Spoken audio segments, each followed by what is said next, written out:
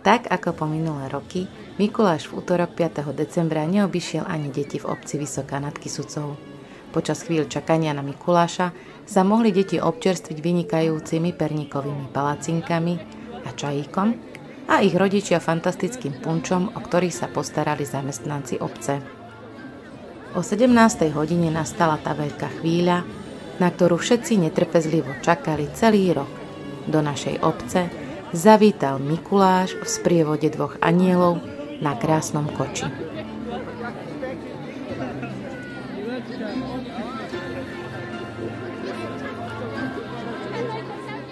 Keď Mikuláš vystúpil na pódium, aby všetkých privítal, kde sa vzali, tu sa vzali, z pekla 3 hrozné čertiská pred neho poskákali. To už dostali skutočný strach i tí najsmelší odvážlivci. Satanáš, to je šéfko náš! Pekná, že Mikuláš? No, pekná. Pekne si tam sadnete do kúsa teraz. A budete sedieť, kým mi deti niečo neukážu. O krásne chvíle sa v pripravenom kultúrnom programe postarali deti z materskej školy a po nich žiaci zo základnej školy pod vedením pani učiteľiek.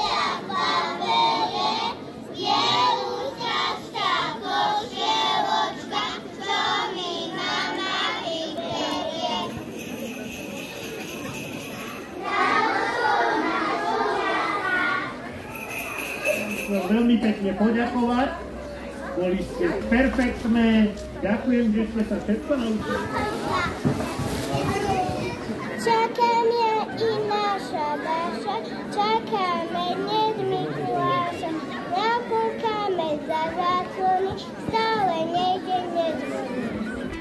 Vďaka detskej nebojacnosti a tomu, že celý rok boli deti poslušné a dobré, nemali čertiská veľa roboty.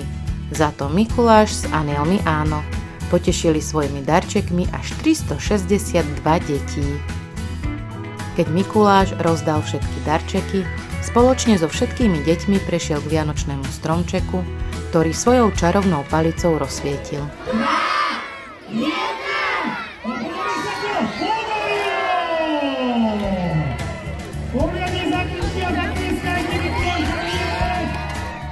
Poďakovanie za zorganizovanie podujatia patrí všetkým pracovníkom obce, pani Petre Chlebničanovej za zapožičanie koča pre Mikuláša, pedagógom za prípravu mikulášskeho programu, no a samozrejme Mikulášovi, anielom a čertom.